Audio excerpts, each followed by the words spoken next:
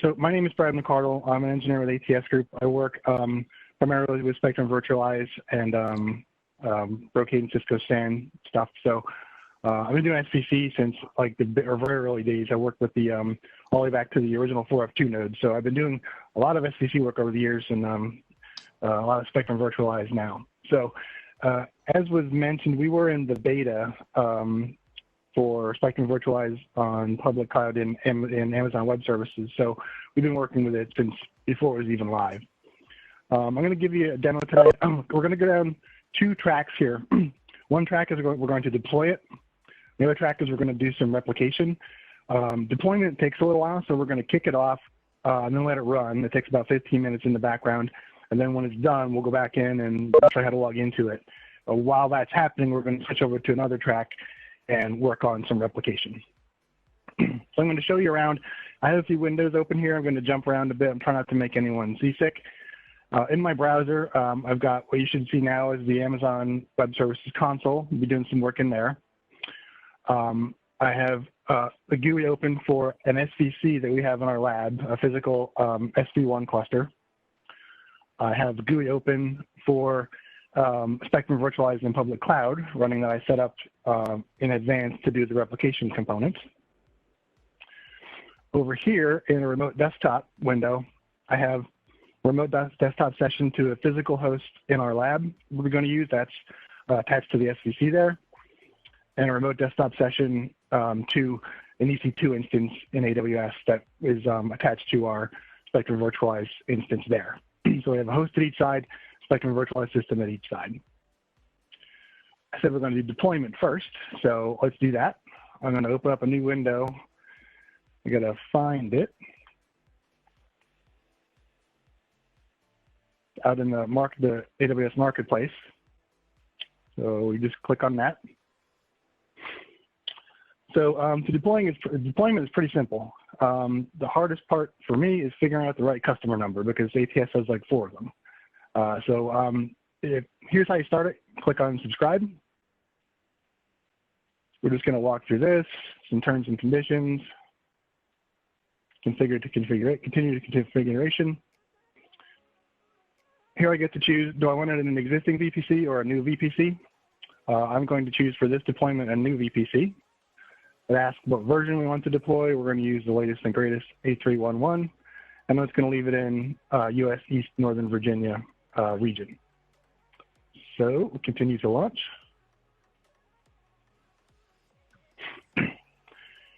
Here you have some usage instructions. I'm not going to bore you with that because all you have to really do is choose launch cloud formation, and this will walk us through deployment of the entire system.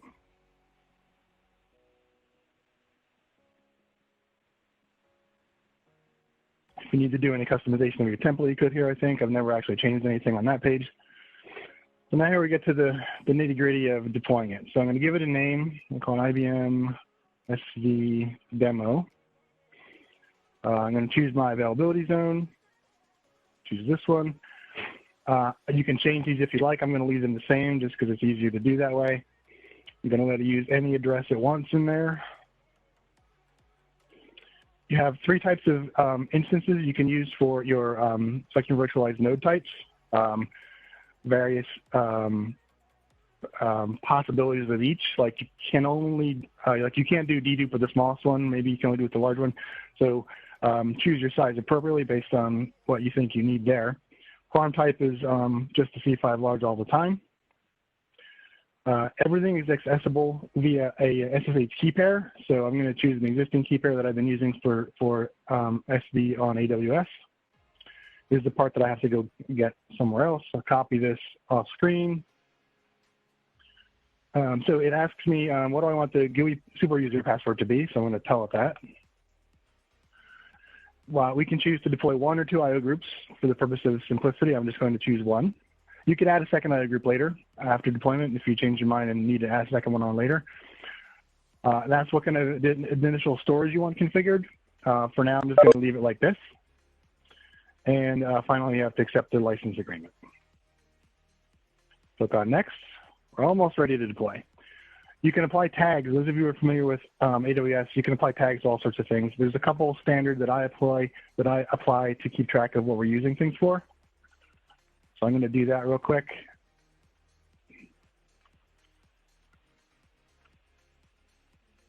On all these demos, I always put my name on here, so I know that if I created it, it's typically safe for me to delete it, and I'm not messing with anyone else's stuff.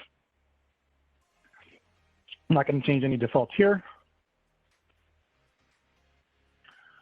Here's just a review page. You can see all the selections you made. If you don't like anything, you can go back and change it. So in the end, you're going to see when the stack is produced, it's going to produce a bunch of resources like a node instance, an IP, a NAT gateway, a series of resources that are to be created. But Steve's answer is much more eloquent. I have to accept a couple acknowledgments down here at the bottom, and then we're ready to go. We hit create stack. This will take us to the page to monitor the stack. And as I said earlier, there's a bunch of resources. We can click on it and see nothing's been created yet. This will run about 15 minutes, and it'll create everything. It'll create the 2 nodes, form a cluster, create a quorum resource, install the IP quorum on it. When this is done, we'll be ready to log into the system. While that runs, I'm going to switch over now and do the other track where we're going to do some replication. So first, what we're going to do is we're going to go to my host in our lab, physical on-prem, and I have a volume out here. It's called SCC volume, and I've got a file out there that says this is an on-premises SCC volume. So what we're going to do is we're going to replicate this using Global Mirror out to AWS, and that can provide one of the several things. If you just want like a data bunker, just get the data out there, no host attached to it, you can do that. If you want to do DR out there, attach hosts to it and bring it online for DR practices or for declaring a disaster, you can do that. Or if you want to just migrate this and run it in AWS, we can do that. So it's all essentially works the same. So let's go ahead and do that. So the first thing we need to replicate a Spectrum Virtualize volume from on-prem is to create a volume of the same size off-prem in AWS. So this volume on-prem is 5 gig. So I'm going to go to my Spectrum Virtualize for Public Cloud, and I'm going to create a 5 gig volume to replicate this into. And I'll call this on-prem import 1.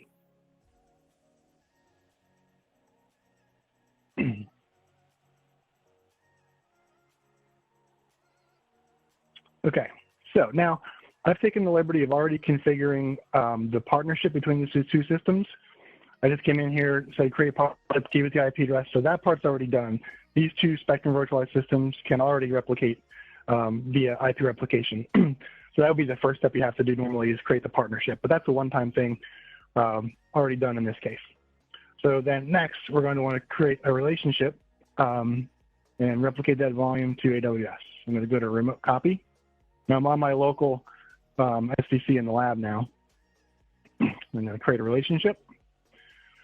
Any of these are supported. For simplicity of timeliness in a demo, I'm just going to choose traditional global mirror as it's faster to get running. I'm going to choose, this is on another system. Because I already have the partnership configured, you can see it already sees my Spectrum Virtualize on AWS 01 cluster out there. I'll choose my master volume. It's the only volume on this SDC because all we're doing is this demo with it. I choose my auxiliary volume. Click on next. I'm going to choose no, they're not synchronized because I have data that I need to copy out there, and I'll choose sure. Go ahead and start copying now.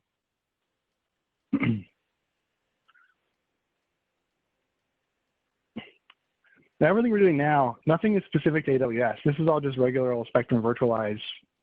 If you're doing this between 2 storewide systems, it works the same way. So we'll go up here under monitoring, background tasks, and we can see remote copy operation. It shouldn't take too long. I'm choosing small volumes so that we don't have to sit here forever and wait for it. While that's running, we're at 17%. I'll flip over and we'll look at our stack deployment, and I'll get an update there. So as you can see, some of the things that it needs to create are done. So it created an internet gateway, it created a net elastic IP, all these things. Some of these are still in progress. So pod formation endpoint still in progress. And this, like I said, this will run like 15 minutes.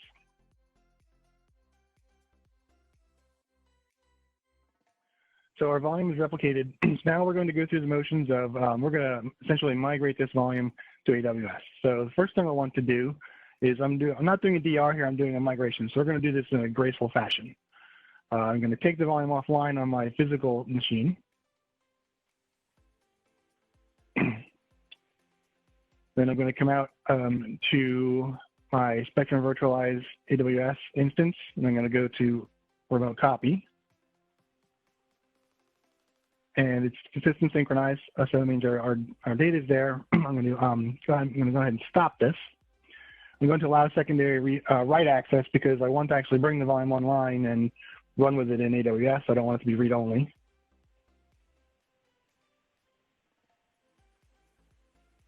And now I'll go to my volumes, and this is the one we just did, on-prem import. I'll map it to my host. You only have one host out there, so it's easy to choose.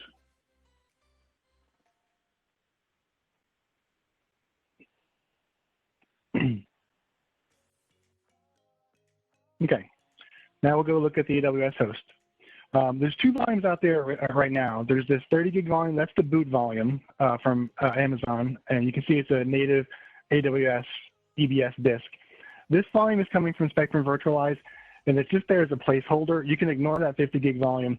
The reason is, I've noticed, I don't know if it's a Windows thing, if I take away all of the iSCSI volumes, when I put the first one back on, Windows wants to reboot. So I got tired of that, so I leave this one out there all the time. So I've now mapped it, so I'm going to do a rescan.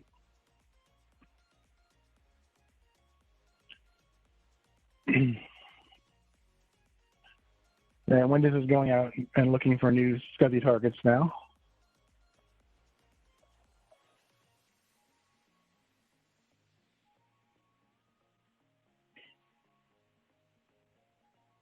Okay, found a 5 gig volume. That's the one we replicated out here. You can see this one shows as a 2145 because it's coming through Spectrum Virtualize. If I bring it online. Derek speaking. Hello? Hello? Is there a question? Derek speaking. Okay. I bring it online and you can see it found the volume out there assigned at drive F. And we go look at drive F, we see it's my SCC volume, and it has my file in it that was my on-premises volume. So now, this one application, we've now just migrated to AWS, and we're up and running in AWS. So that's the first stage of things we're going to do today. The next is, what if we have an application that's in AWS using native EBS storage, and we want to bring it under control of Spectrum Virtualize, because EBS storage doesn't give you tiering, doesn't give you really good flash copy functionality. It doesn't give you capacity savings like thin provisioning, compression, deduplication. Spectrum Virtualize can give you all those things. So we might want to bring native EBS volume into Spectrum Virtualize, and that's what we're going to do now. We're going to create an EBS volume, put some stuff on it, bring it into Spectrum Virtualize, and then convert it to a thin volume to see some capacity savings. So to start that, I'm going to go to my AWS volumes. I'm going to create a volume for this host.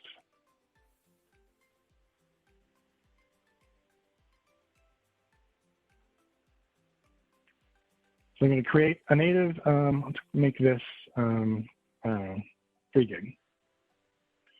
I'm going to put my tags on that I always do.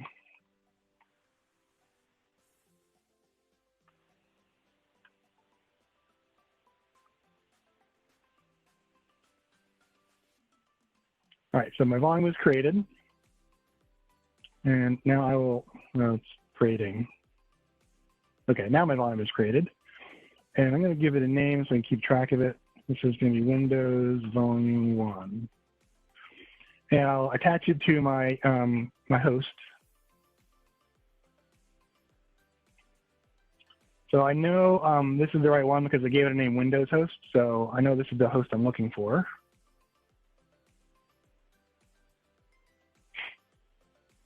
All right, now I'll go back to the host, do a refresh.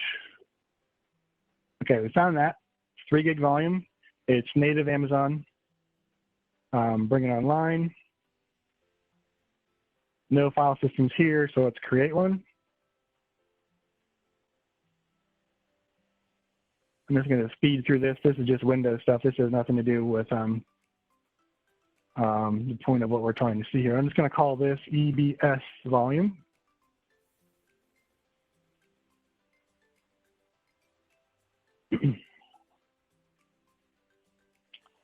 Okay, so my new 3 gig volume was brought online as drive E, which is right here. Let's do the same thing, and I'll put a file out here. And I'll call it and I'll say, this is an EBS volume. I'll save that file.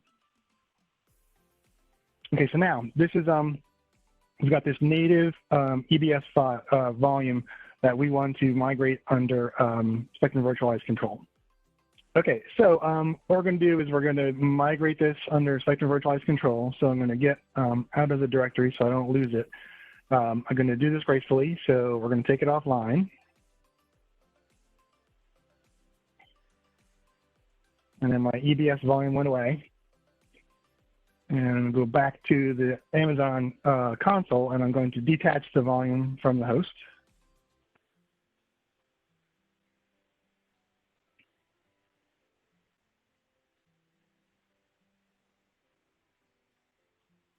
Okay, I'm going to go back to the host, and we'll do a refresh, and we'll see that it goes away.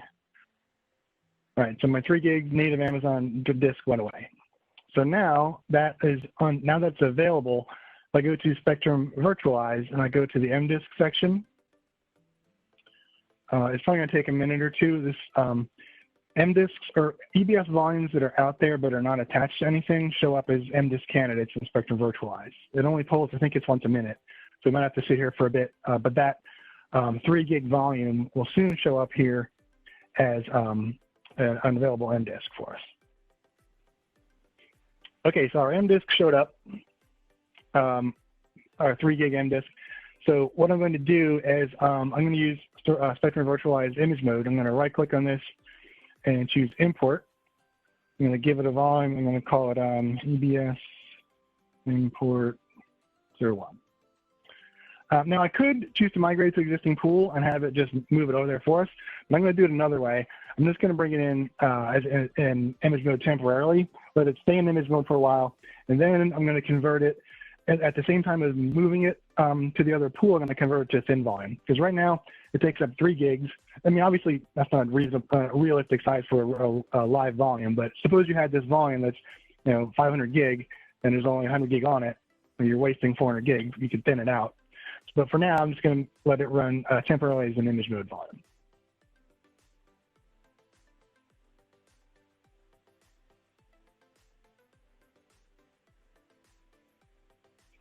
All right, so now if I go and I look at, well, here, while I'm here, you can see that MDisk now shows as being an image MDisk, has a yes on it.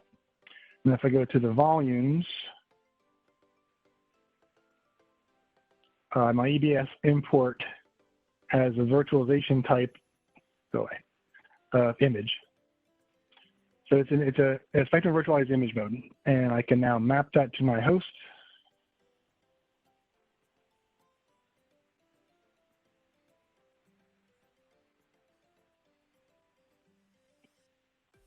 Now here, do a rescan. You'll see me do rescans and refreshes. AWS disks are picked up on a refresh, but it seems I have to do a full rescan to pick up iSCSI disks.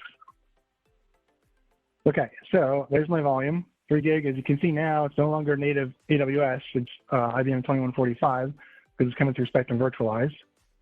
Bring it online. You see it has the file system on it and it's drive E, so I can go out there and I can see this is the file that I said was an EBS volume. So now it is SV. So we'll save that. Now, if we go over here and look at our volume, so it's a 3 gig volume, was thick in EBS by very nature. You can't do thin there. Let's say we want to make this a thin copy. So what we're going to do is we're going to add a volume copy to it. And I'm going to put it in my normal pool, and I'm going to call thin. And I'm going to leave those all to defaults. And I click add. I could make it compressed as well, but I chose specifically to make it thin because to do compression, I have to create a data reduction pool, and data reduction pools don't give you per volume capacities. And I want you to be able to see the difference of the two copies. So I specifically made it thin because you'll be able to see the difference there. Go to monitoring background tasks. Oh, let's speed this up. This is running at the default sync rate. Let's change that. Make this go as fast as possible.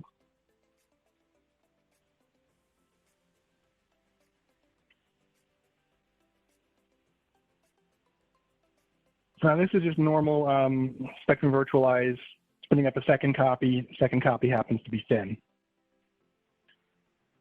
Let that run for a bit, but already you can see these are my two copies here, copy 0 and copy 1. The top copy 0, which is an image mode, it's using 3 gig because it's fully allocated coming from EBS. Our new copy is only consuming 77 meg of that 3 gig. So obviously savings are very small here because I'm using very small volume, but you can imagine you can get significant savings in the real world potentially. Let's see if this is done yet. It is. Okay, we'll go back to the volumes and both copies. This should say synchronized yes, so I'm just going to refresh the GUI, make it catch up to us. Okay, so now both copies of my volume are synchronized. I can click on the 3 gig image mode volume, and this is still online, of course. This is standard Spectrum Virtualize. The host could still be writing to this while we're doing this, and I'll delete my image mode volume.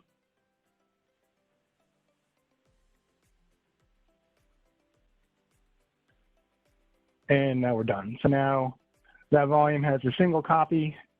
It's been thinned down from 3 gig as it was in EBS. It's only consuming 77 meg under Spectrum Virtualize. So now let's take that a step further, and let's say we brought this volume into Spectrum Virtualize. We brought it in to say I want to get thin provisioning or snapshots or tiering or whatever.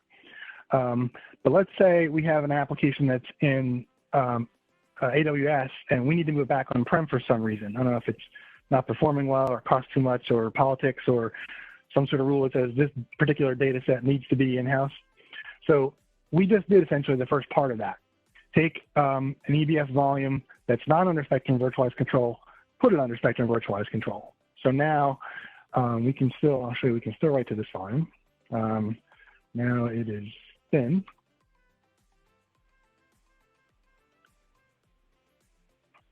So now what we want to do, we'll take the next step. We've got it under Spectrum Virtualize. It's still running in AWS.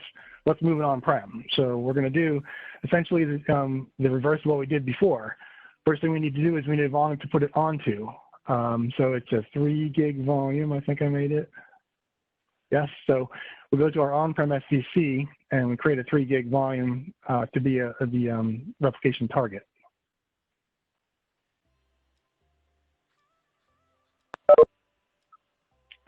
Call this, and it's thin in ABS, so you know what, why don't we make it thin here?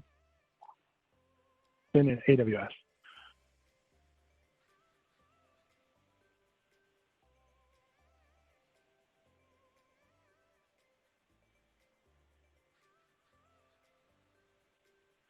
All right, so now we'll go back to Spectrum Virtualize in AWS. And we'll set up replication for it like we did before, but we're going in the opposite direction. I'm going to create a relationship and choose global mirror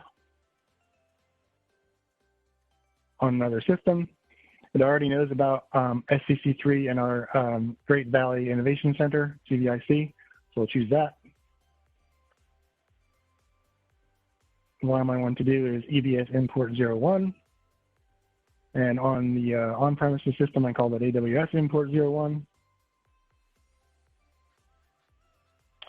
No, they're not synchronized. And sure, let's start copying right away.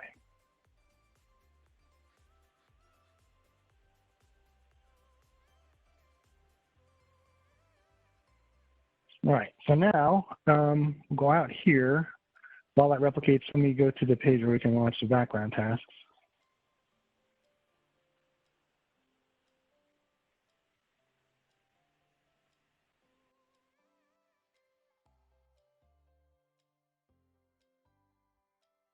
There we go. And we can still write to this file. So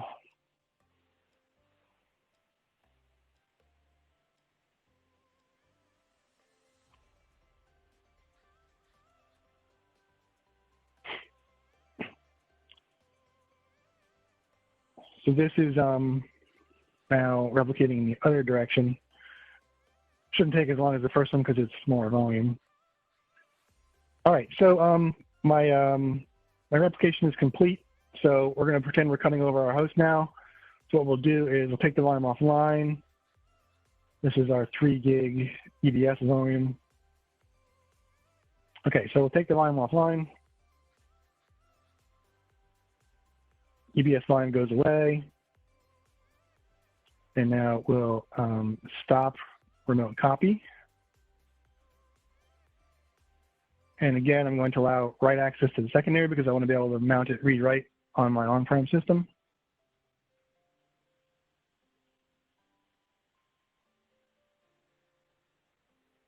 Go to the on-prem SVC and map it to my host.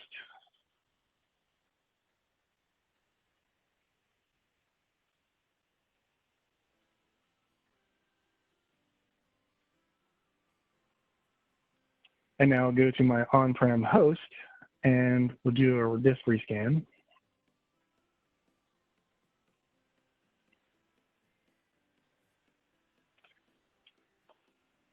So I found the 3 gig volume, bring that online. Windows found a file system in there called EBS volume and assigned a drive letter G. So we can go out there and we can see here's our file that we were replicating when we last wrote to it. So now we've essentially reversed the first thing we did. We've shown we can replicate from on-premises to AWS. We can bring a native EBS volume in under Spectrum Virtualize control, and we can replicate from AWS back to on-prem for some reason we need to. Any questions about that thus far? Okay.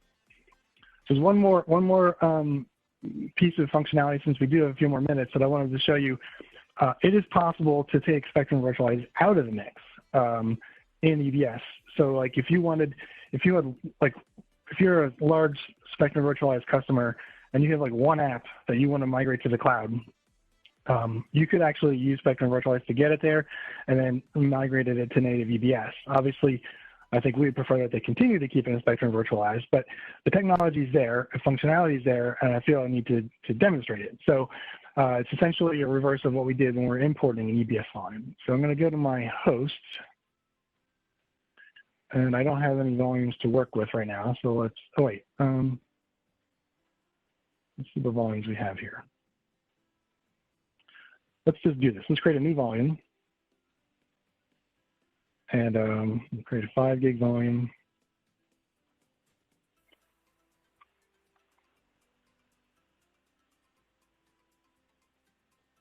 Wait, this is on the wrong system. See, it looks so identical, I forget which one I'm on sometimes.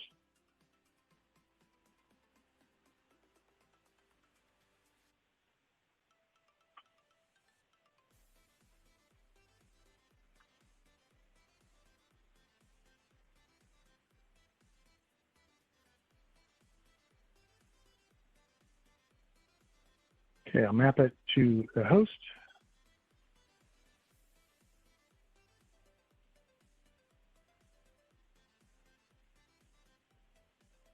All right, so come out here. I'll go do a disk rescan to find that volume.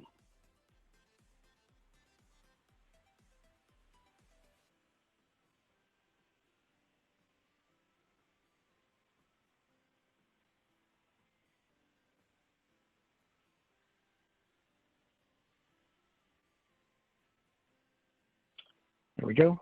So Spectrum Virtualize 2145, 5 gig offline. No file system on it, so let's create one.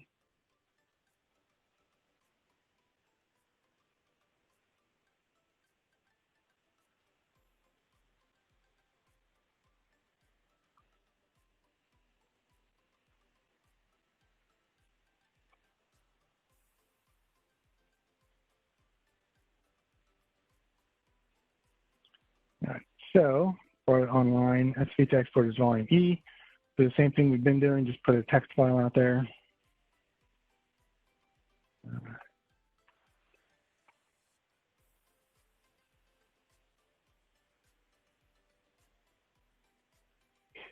Okay, so now we've got this volume. It's under Spectrum Virtualize control. If we want to export it to EBS, we need a volume, an MDisk to do migrate to image to. So we'll go to AWS and we'll create a volume.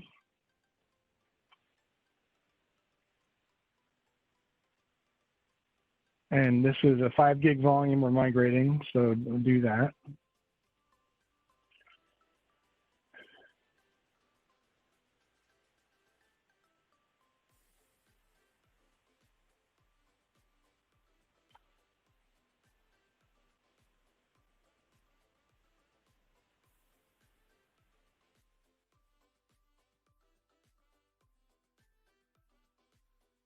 Okay, so now my new, this will be exported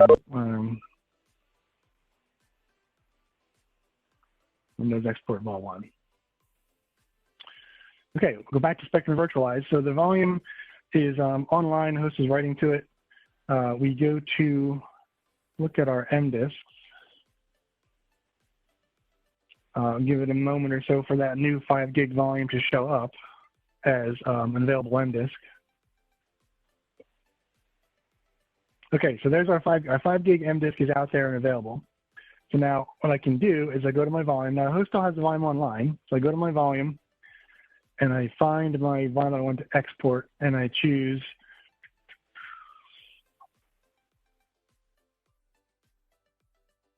it's still formatting. Hang on. Can't do it until it's done formatting. I created the volume too soon. So let's change cache or the sync rate. Get forwarding done in a hurry, or sorry, formatting done in a hurry.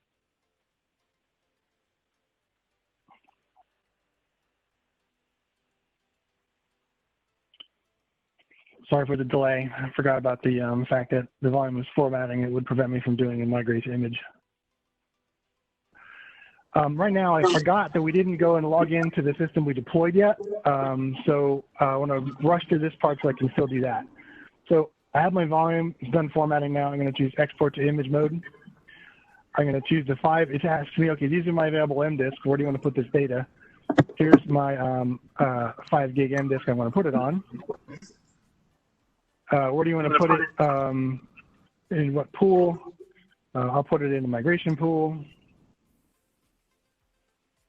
So now it's going to start running. So I'm going to let that run, and I'm going to switch over and show you how to log into the system that we deployed, because it's done by now. So here we are. Our stack is done. It's done deploying. If I go over to EC2 and I look at instances, so these 3 instances are what we've been working with today. These are doing replication. I called it the replication-enabled workload stack. This is the Windows host we're using. And then these 3 instances are the 3 we deployed at the beginning of the call. So if I want to log into one of those, there's instructions here. If I select the quorum node, you get some instructions on how to use it. The GUI is at the public IP address at port 8443, but the GUI is not enabled by default. It's enabled internally, but it's not exposed to the public on the public internet. So first we have to enable that. And it tells you to do that here. You have to log into the quorum node. So to do that, I'm going to log into the public IP address of the quorum node, which is right here, via SSH. So I have a terminal window over here. The key I uploaded when I created the whole system is the SSH key used to log in. So I'm going to use SSH-I, and that's my key. And you log in as CentOS @ and then that IP address I just copied. So this is logging into the Bastion or quorum host. And when you log in, it tells you if you want to enable the Spectrum Virtualize GUI, run this command. So I'll do this. Later, to show you that it's not live now, if I take that IP address and I try to go to HTTPS, that IP address, :8443, it tells you unable to connect. So over here, if we turn it on, this then enables it to the outside world, and we can reload it and we can get in. So now I accept all the risks. It's asking me for the password I put in when we first deployed it. So this is the Spectrum Virtualize initial setup wizard to say, hey, welcome to your new system. We're just going to step through the setup wizard. And this is standard Spectrum Virtualize. Yes, I agree to all that. It requires you to change the password.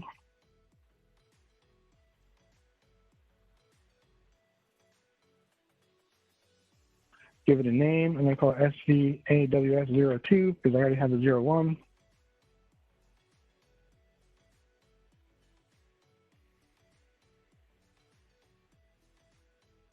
And it tells us initial setup is complete.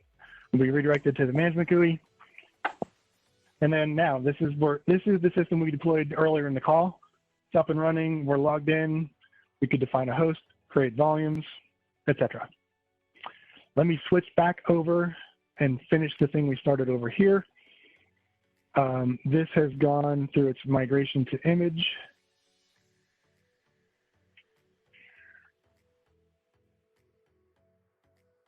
All right, so now with my volume, export to EBS is type image. Okay, so now go to my host. We'll do this very sweetly like we always do. Take it offline. As you can see here, it's 2145. It's coming through Spectrum Virtualize right now. My SV to export volume goes away. I unmap it from my host.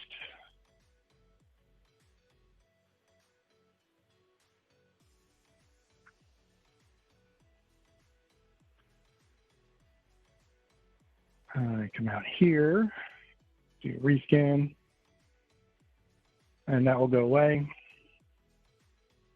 While that happens, since we're low on time, the next thing I do will be to delete this volume because that's how you release an image mode volume. You release the MDisk by deleting the volume. So I delete the volume.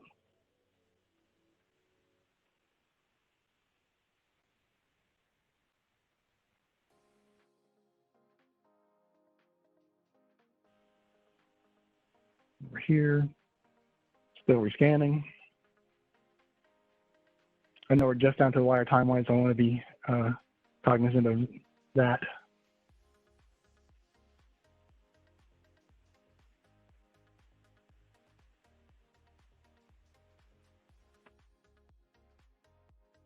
This is probably taking a while because when you delete an image mode volume, it has to cache flush. And since we just did a migration to image, it's probably got a lot of data in cache to flush. Okay, so now that's gone. We go look at my MDisk. The 5 gig I just released is unassigned. But go to EC2, switch back to volumes. My 5 gig export is available because SVC or Spectrum Virtualize let go of it. I can attach it to my host, which I know is this one. I'm out here, do a refresh. So now he sees an Amazon disk, 5 gig, bring it online. Sees a volume out there, it's my SV to export. So if you needed to get out of Spectrum Virtualize, there's a mechanism to do that too. Same way you could do with SVC, you can always migrate to image and detach it from Spectrum Virtualize. And that pretty much ends the demo. Reality check. Infrastructure is not easy. There is no magic. If you were to count up the things needed, it's 24 key skills for servers to do things. Let's take VMware. Launched in 2001, but really didn't become mature until 2005, and really made a big impact on servers. Networking, there's 23 things, and Cisco and others have done a great job here. And finally, storage.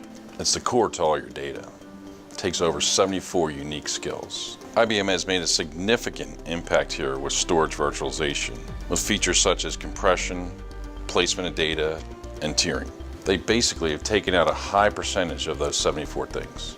At ATS, we are very good at these 3 skill areas. Another reality is data's on the move, so let's talk cloud. Statistically, 20% of the data has already moved, but it's the easy stuff. Things like email, file, backups. The 80% left is core to your business. It's vital. It makes you money. Those that do it right outperform their competitors 7x. Do it wrong, you're likely to get beat. Let me tell you about our journey to the cloud. It's not easy. We recently deployed a SaaS offering of our own to the cloud, and the skills we learned are invaluable. Skills are that critical.